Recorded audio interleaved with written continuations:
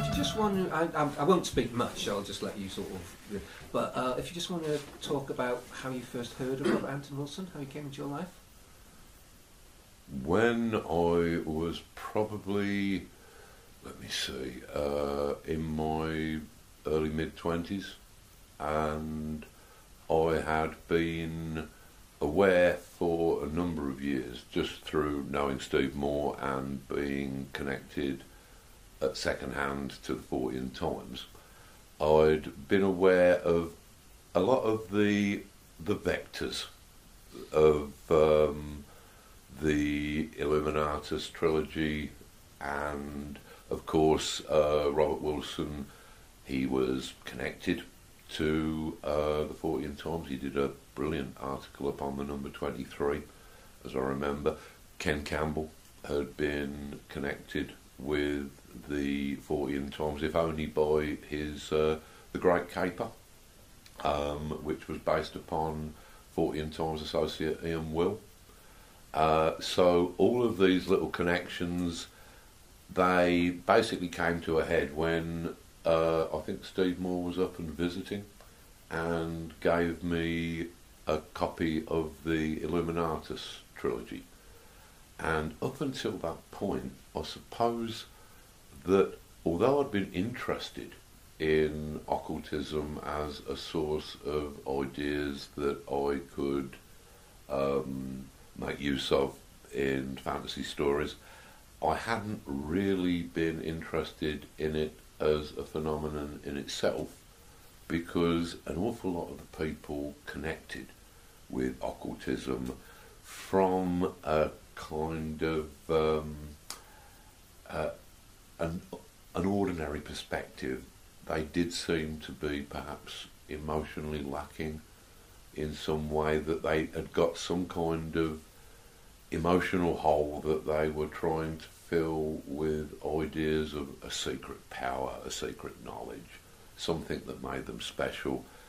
It didn't seem a very pleasant environment or a very illuminating environment to me, until I read the Illuminatus trilogy, and I saw how all of this could be made into a fantastic, enlightening joke, an enlightening game, that what was previously paranoia or illness could suddenly be transformed into a really instructive way of looking at the world.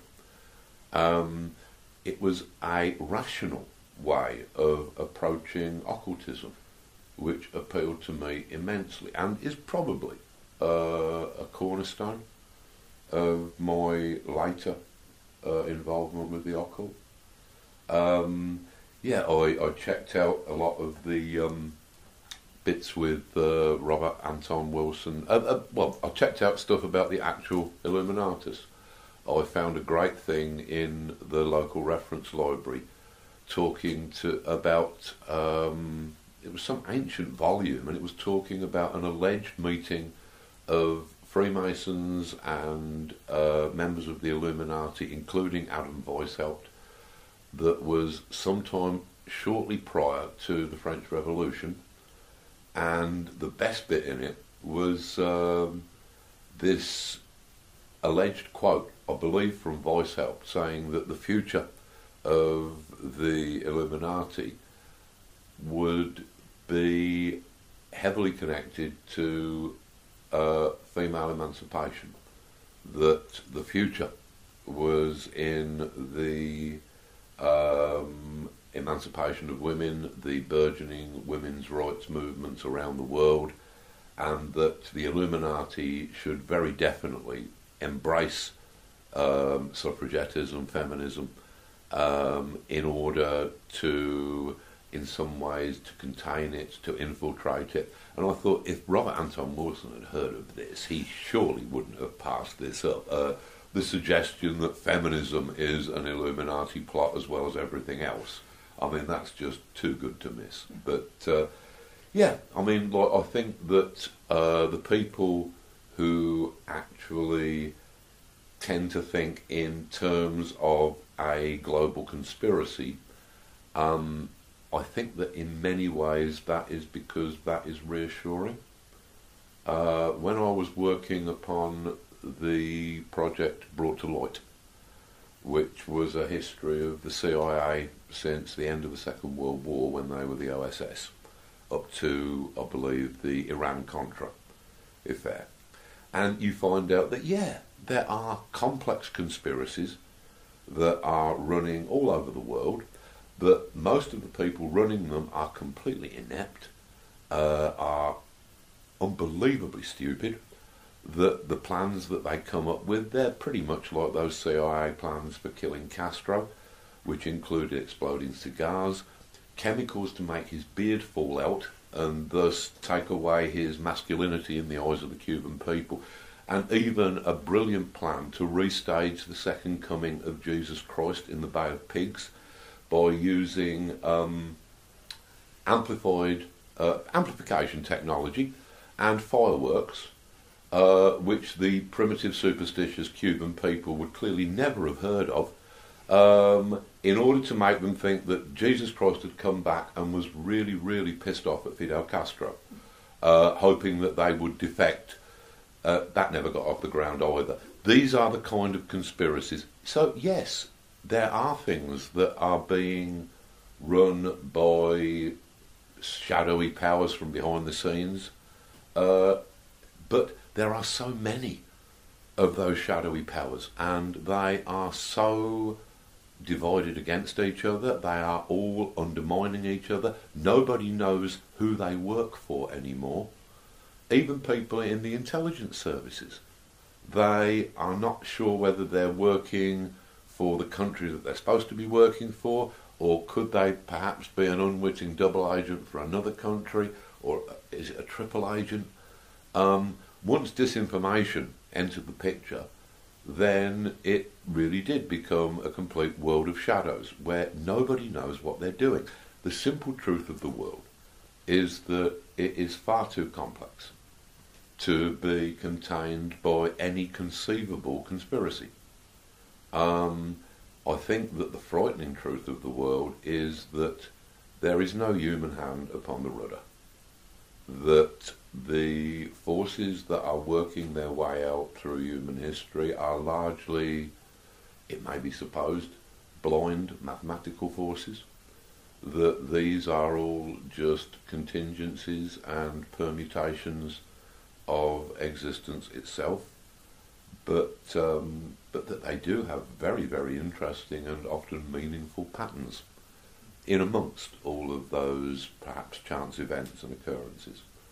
And that was the major benefit perhaps of Wilson's books, that he introduced me to that way of looking at the world.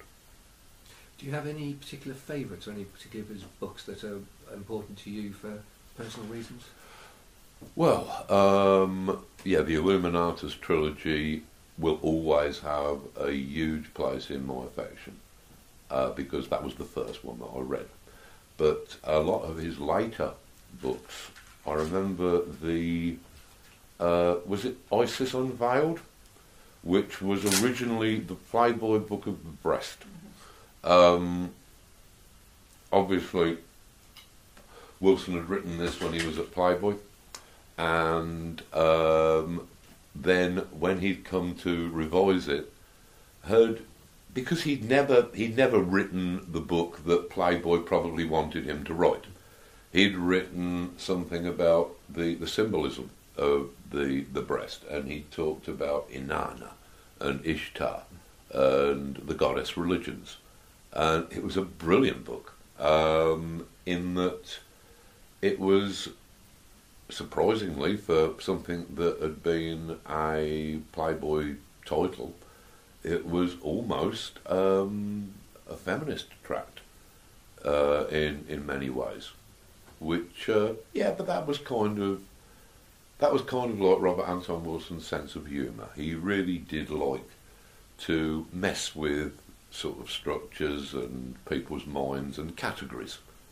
A big favourite of mine is his book Coincidence, where he's mainly talking about James Joyce, but where he is talking about Joyce's use of coincidence, because I believe it was Joyce who actually coined the term coincidence, to talk about the kind of dance of meaning that can occur. And there's one particularly good bit in Coincidence where he's talking about, Wilson is talking about a section from Finnegan's Wake, where Joyce is talking or alluding to nuclear energy and what was understood in the 1920s, which was beginning to be quite a lot about the possibilities of atomic power and atomic fission. And in the middle of this drift of puns and the usual sort of Joycean effects, there's a sentence which is something like, which is called Nogi Soki in the Lipponese language, which is very much like Nagasaki in the Nipponese language. In fact, it's difficult to see what else it could possibly mean or be alluding to. And this is in the middle of a section upon nuclear fission that was written in the 1920s. Now, that seems to suggest, all right, perhaps it could just be an example of the dance of coincidence. That's possible. But it's very evocative. It's very suggestive. It kind of suggests to me something which I thought about the writings of William Burroughs. It seemed to me that in cutting up words, in cutting up meaning, that sometimes that perhaps allowed the future to leak through. I'm not entirely certain what I mean by that, except that perhaps our construction of the present is largely linguistic, and in the way that we think, in the way that we put our present moment together, that is probably largely a linguistic construction, and that conceivably, by messing around with the brain's language centres, by presenting it with a piece of text that is cut up or made, is malformed or creatively mutated in some way, that conceivably perhaps glimpses of the future might randomly leak through in some way. If this is a block universe, if this is a space-time continuum where it has more than 4 dimensions, or at least 4 dimensions, then it would suggest that space-time is a solid, and that in some ways all moments coexist within this giant hyper-moment of eternity, which is very close to the suggestion by Robert Anton Wilson in the Illuminatus trilogy of the Gestern Morgens heute Welt. I've probably got that completely wrong, but I believe it's a translation of the yesterday, today, tomorrow world. It's a continuous, solid sense of time in which people can be communicating in strange ways, despite the fact that they may have centuries between them. Don't know whether I'd go that far, but the basic idea seems to me to be a sound and perhaps a profound one.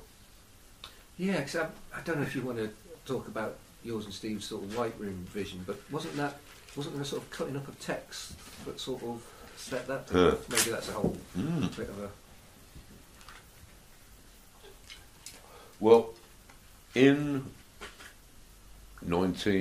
the end of 1993, when I turned 40 and decided at my birthday party, after I'd had a few drinks, that I was going to become a magician for the remainder of my life, and I actually announced that. I said it out loud, other people could hear it too, and thus the next morning Yeah, I was quite hungover, and you think, oh Christ, what did I say? Now I'm going to have to do that, or I'm going to look stupid.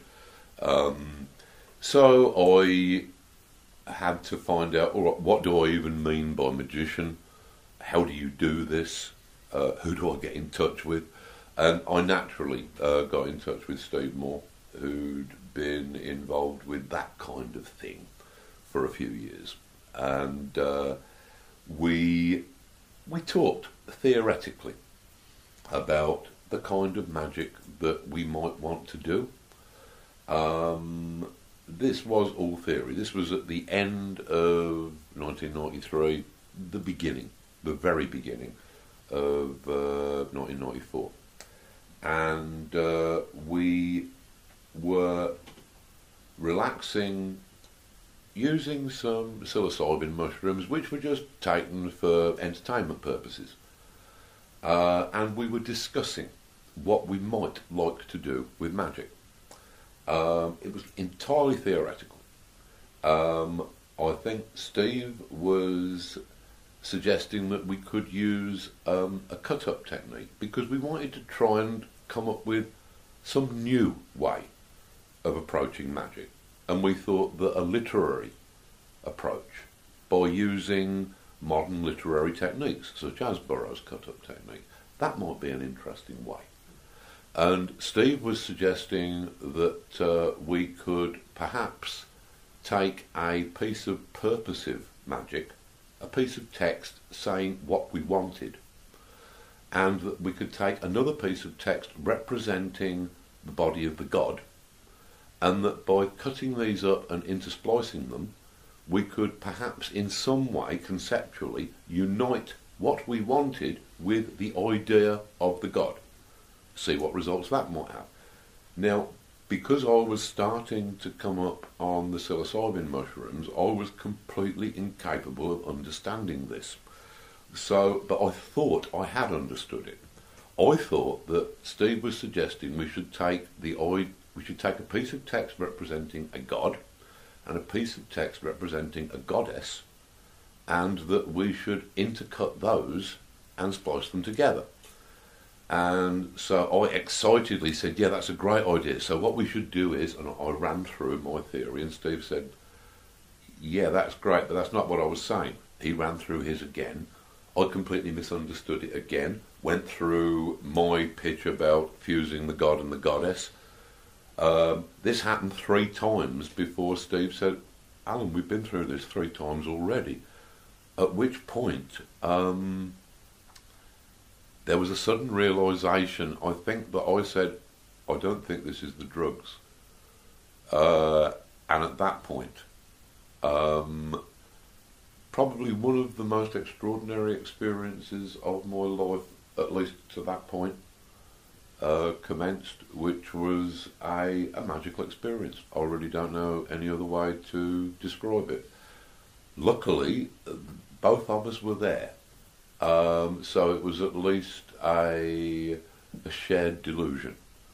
We had other reference points. We had the reference point of another person to evaluate the experience, which is more than most people get. During this very, very strange and multi-levelled experience, which went on for a number of hours, there was one point where we suddenly perceived that we had blundered into a blinding white space, a room of complete dazzling white, in which were presences of great magicians. William Blake was there, Aleister Crowley was there, John Dee, Zhuge Liang, Austin Spare, Edward Kelly. There was an impression of figures at the back with animal heads. Not sure what they were, Egyptian gods, something like that, don't know. But amongst this crowd of dead Magi, there was also Robert Anton Wilson, who at that point was alive. Although I believe that it was only a couple of months thereafter where he would be reported dead and would have to go to great pains to explain that reports of his death had been greatly exaggerated. Don't know whether that's connected, but at the time, I remember after the experience had concluded, where basically I think we both became a bit embarrassed to be in the company of such transcendent beings when we were giggling and perhaps not conducting ourselves in the most sort of Magus-like manner, you know. But afterwards, I remember thinking that was the Illuminati. That was the real Illuminati, which in the Western magical tradition, there is alleged to be a group of adepts who are outside time, who are nevertheless benign in their feelings towards the those magicians working upon a terrestrial level, and who will intervene and offer help to aspiring magicians. This is part of the kind of the folklore of magic, if you like. In the Sufi tradition, in the Western tradition, that group of sort of transmaterial adepts are known as the Illuminati. In the Sufi tradition, I believe they're known as the Powerhouse. On the Kabbalistic glyph, the Tree of Life, I believe they are associated with the female sphere Binah, which is the third sphere of the Kabbalah. It's kind of the female head of God.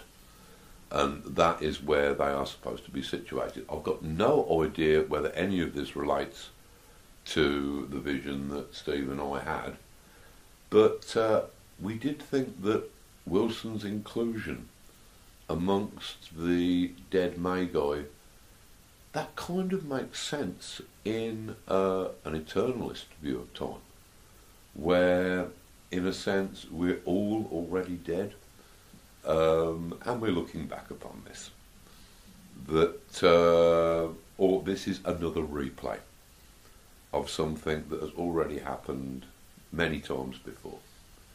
That would explain how, we're always with the Illuminati, whether we're alive or dead, that the future, the past, that really doesn't matter. That this is, at least conceptually, a kind of a cream of human intellect and spirituality outside time that can sometimes be called upon and resorted to. Wow. Truly, initiation never ends. That's fantastic. I think that's everything. Do we need anything more? You never met Bob, did you? Or Never met him at all. I mean, the only. Was all okay? It looks great. I'd love you just to talk a bit about what you were saying earlier about the art and magic being the same. Same thing, and sort of for sure. The Chapel Perilous connection as well. That was great stuff. Do you need anything else to drink, Alan? No, I think, but I've still got this going cold over here, so it's still body temperature. Yeah, I was waiting to. Wow. I can talk about art and magic. Maybe in terms of the performances that you did. The site-specific, because that sort of fits in with what the Cosmic Trigger crew are sort of. And would you like me to read the Robert Anton Wilson piece? Very much. Fantastic. Yeah, definitely. I could do that. Yeah. I could do that. Where is All it? right. I've got one here. Mine's here. Okay. Okay, so I'll talk a bit about art and magic, and then we can. Put this back up here. Perfect. Talk a bit about art and magic. Yeah. Okay. Well, I'll just set you off. Yeah. Art and magic. Art and magic. As I became more involved with what me and Steve at least called magic, it started to unpack itself for us. We started to realise that there was, in effect, very little difference between magic and art. That indeed the name for magic had originally been the art, and we thought, would it hurt to take that literally? How do the two things map onto each other? How do they compare? And actually, if you look at the language of either of them, it's very much the same language. In terms of literary things, to cast a spell is, at least according to Aleister Crowley, simply to spell, to be able to use language. A grimoire, a black book of occultism and magic, that is simply a French way of saying grammar. Poets or artists will talk about evocation, so will magicians. They'll talk about invocation, and so will magicians. The arts and magic, they do share a language, and also they're both concerned about something from nothing, whether that is a rabbit pulled from an empty hat, whether it is the emergence of the entire universe from a quantum vacuum, or whether it is the emergence of a piece of art, an idea from an empty mind. It kind of all comes back to one of the reasons why I myself became involved in magic, one of the probably many reasons, but that was the fact that if you are a writer and if you appear in public, and you will inevitably run out of things to say and take the coward's way out and throw it open to a questions and answers session. And yes, I have done that. And inevitably somebody will ask you with an earnest look upon their faces where you get your ideas from. And all artists, all writers hate that question. We deride it. We talk about it as if it was the most stupid question that anybody could possibly ask us. That's because we don't know. We don't know the answer.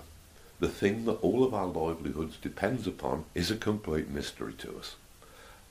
We have never bothered to think, where do we get our ideas from? This was a key thing in my initial understanding of magic, that answering that question, I suggested, me and Steve both suggested, that there may be a kind of medium, a conceptual medium, which we referred to as idea space, in which all the events of consciousness occur, which would include all of the events of magic, which we see as being very much an extension of consciousness.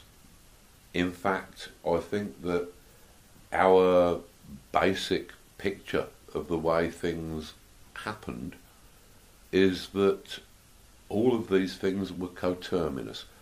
Magic, probably the first act of representation, so which is the first act of art and also the first act of language. That was a magical act. Whoever performed it would have been, by virtue of that act, a shaman. He or she would have had a power which other people could not have had any hope of understanding, and which would only become more and more complex and more powerful as time went on. So, language, as we are told, precedes consciousness. You have to have language for a thing before you are conscious of it. Thus, was it the Aztecs who one of the South American tribes, they would be going down to the beach and they would be saying, you know, the sea looks funny today. There's something a bit funny about the sea. We don't know quite what it is, but there's something a bit odd about the sea. Is everybody else seeing that, or is it just me? There's something a bit weird about the sea, because they had not got a concept of huge Spanish galleons full of conquistadors. So it was something funny about the sea. We have to have a concept, we have to have language before we are conscious of a thing. So this tends to suggest that art, magic, language and consciousness all emerge from the same point.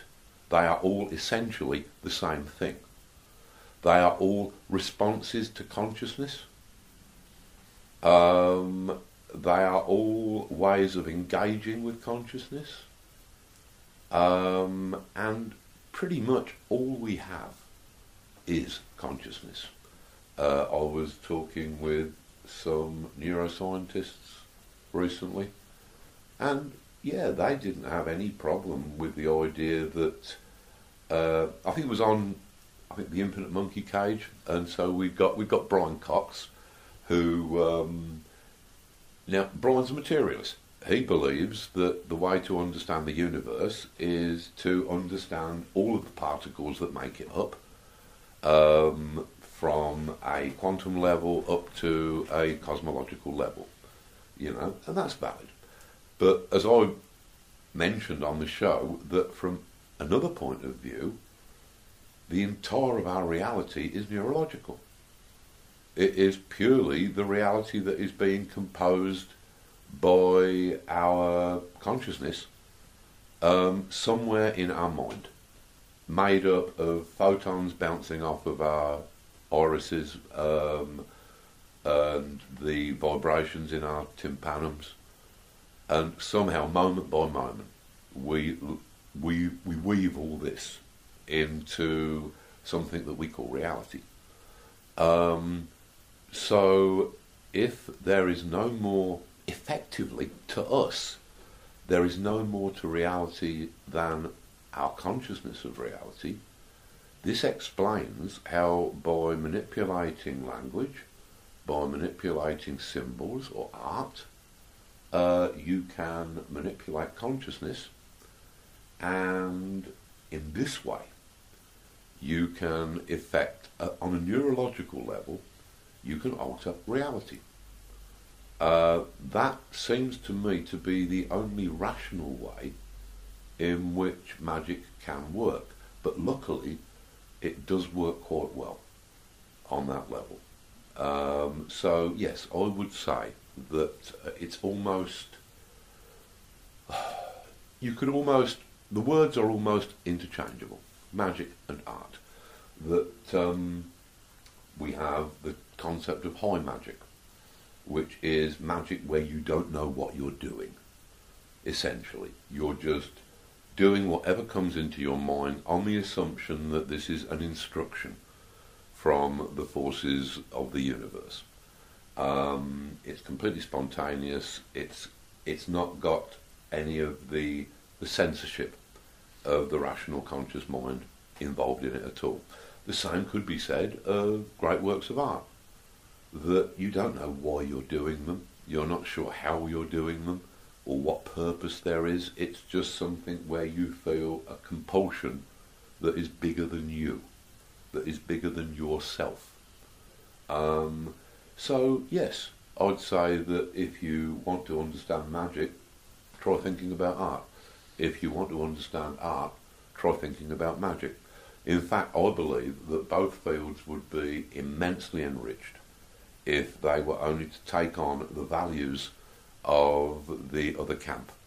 That we would have magic that, if it was all seen as being a form of art,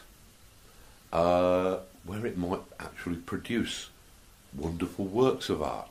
It might actually produce works like those of Austin Spare or any of the other great Rosalind Norton, people, great artists who've been connected with the occult over the years.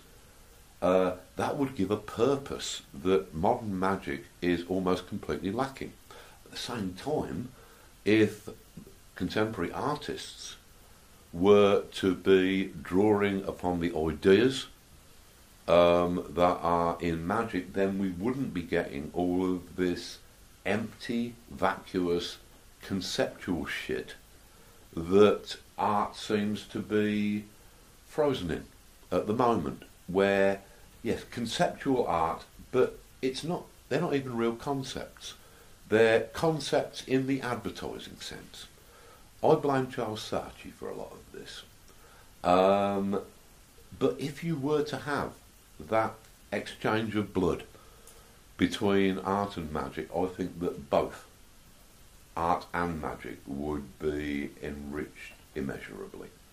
They would both have a human purpose and would relate to the world in which we are actually all existing. Now, I have never had, as I said, any direct connection with Robert Anton Wilson. The closest I got was when they did the Robert Anton Wilson commemorative performance on March the 18th, 2007. I was told that Ken Campbell was going to be there, and since I hadn't actually met Ken, and that was the main reason why I went. And when I later found out that Bill Drummond was going to be there as well, that was even better. I remember turning up, was it the Queen Elizabeth Hall or somewhere like that? And there were also a lot of brilliant musicians who were also involved. And I'd written a small piece about Robert Wilson that it was an attempt to to compress his unusual biography into about 15 minutes, 10 minutes, 15 minutes of poetry. I mean, how successful I was, you'd be best to judge for yourself. But the piece that I read, it's not in magic's nature to let anybody go. Something to do with time not being what it seems. Something about the Gestern heute Morgenswelt. Things happening all at once, the way they do in dreams. And somewhere it's still 1932. It's Brooklyn. Sepia dust, depression streets, neutrons discovered, Lovecraft still alive. Fat Irish cops abandoning their beats and breaking into a spontaneous ballet with nightsticks twirling, dancing on the stoops as though through Joyce's Dublin on one timeless day. They gather round the New York natal crib of Mrs. Wilson's pride and joy, to stand with newsboys, gangsters, dig each other in the ribs, or tearful and red-faced sing Danny Boy. The nuns of Flatbush, glaring and unkissed, lined up to smack their rulers on his wrist, promoting Sister Kenny's polio cure, and all of this could be in the imagination of a squirrel furiously circling a tree.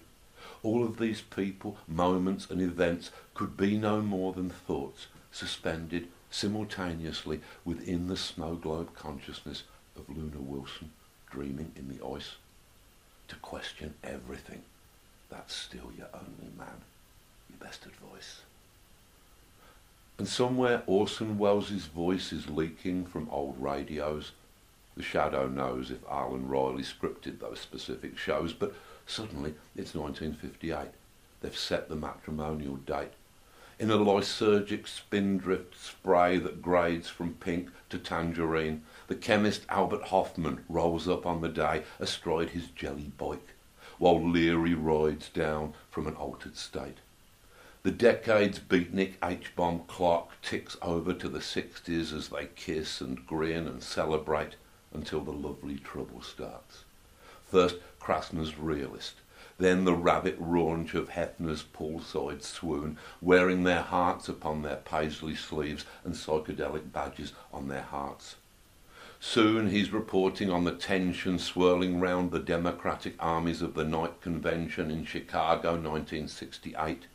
Tear gas grenades fired by police descry the fuming parabolic arc as William Burroughs and Jean Genet take each other by the arm and with great dignity, with years of riot experience between them, with soaked handkerchiefs worn like owl hoot bandanas, quit the park, up with Bob Shea at Playboy After Dark and chuckling over creepy letters from John Birches detailing conspiracies compiled from Nestor Webster's library shelves.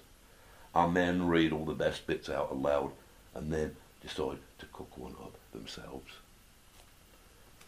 Whilst elsewhere in the yesterday, today, tomorrow world, it's the mid-70s, their unified field theorem of American anxiety become a textbook guide to a hilarious occult anarchy, a trilogy that pulled it all together and changed paranoia from an illness into an illuminating game before Dan Brown and David Icke hit town to change it back again.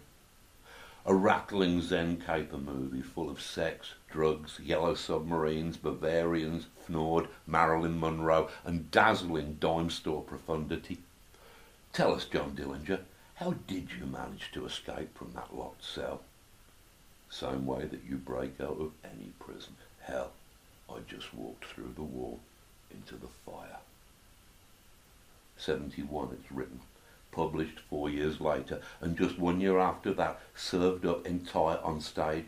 Ken Campbell's science fiction theatre of Liverpool, Bill Drummond working in the wings, who, feeling justified and ancient and inspired, moves on to other things.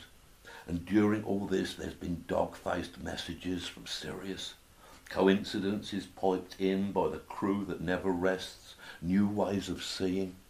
And when Bob and Arlen's 15-year-old daughter, Luna, is shot dead during a stick-up job, he points out that her killer was a young Native American compelled to rob by brutal and oppressive history, opposes the death penalty and stands as an extraordinary and exemplary human being. In another district of the Geston, Heute, Morgensfeld, meanwhile, it's Sunday, March 18th, 2007, and well, here we are, for one last 23 skidoo, clearing the wire with an important signal coming through from the agnostic wing of heaven.